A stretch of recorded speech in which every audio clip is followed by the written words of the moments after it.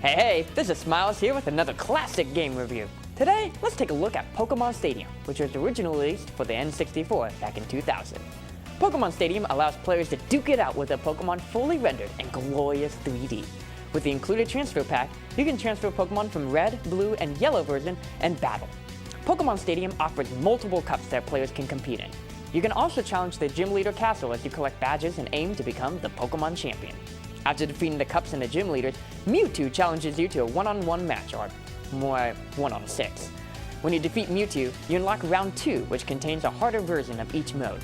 Pokemon Stadium offered many challenges to keep you busy for hours. The challenges, however, were unfairly tough. The AI in this game exploited every weakness and oftentimes resorted to cheap tactics. Lance's Dragonair would just first Thunder Wave you and then Wrap, so you couldn't attack him at all. Opponents' teams were frequently stocked with Pokemon that had TM moves. If you didn't utilize the various glitches in the original games, you were pretty much dead. And if you didn't have a Game Boy game or lost your transfer pack like I did, then may God have mercy on your soul. It'd take nothing short of a miracle to win with rental Pokemon. As far as design goes, Pokemon Stadium surely didn't disappoint. While Pokemon Snap was the first game to showcase Pokemon in 3D, Pokemon Stadium includes all original 151 creatures. For the time, Pokemon Stadium's graphics were awe-inspiring.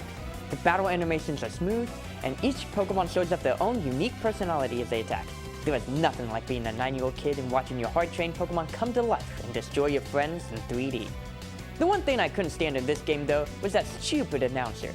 He would constantly ruin battles with god-awful quotes such as, "It's totally effective," and "They strike fighting poses." Worst of all, he blatantly disregarded the correct pronunciation of Pokemon names. Still, you can turn off the announcer, so it's all good. Pokemon Stadium offers more than just battling. At the Kids Club, you can play minigames. While I'm not the biggest fan of the Kids Club, they're okay if you like games like Mario Party. Still, the Kids Club serves as a nice getaway from the rest of the unfair challenges. But don't be surprised if you find yourself screaming at the TV while playing Run Rattata Run. You can also play your copy of Red, Blue, and Yellow at the Game Boy Tower.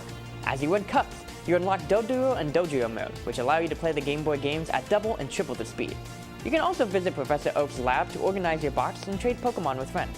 It's a convenient feature that makes organizing your boxes and trading a lot faster than in-game. In Gallery mode, you can snap photos of your Pokemon and hook up your game to a Pokemon Snap station to print them out. However, this promotion has ended quite some time ago, so this mode is completely useless nowadays. When you get down to it, Pokemon Stadium was successful because of the hype to battle in 3D. Looking past the design, Pokemon Stadium was a somewhat letdown. While the game offered a huge variation of challenges, they were frustratingly tough and almost impossible to defeat without the aid from Lady Luck. The difficulty alone almost ruined the game for me. Besides the Game Boy Tower and the limited minigame mode, Pokemon Stadium doesn't offer any noteworthy features. With terrible rental Pokemon, cheap opponents, and the worst announcer in existence, this game has unfortunately left a sour taste in my mouth. While Pokemon Stadium 2 does remedy many problems from the first game, Pokemon Stadium is average at best, and serves more as an accessory to the Game Boy games.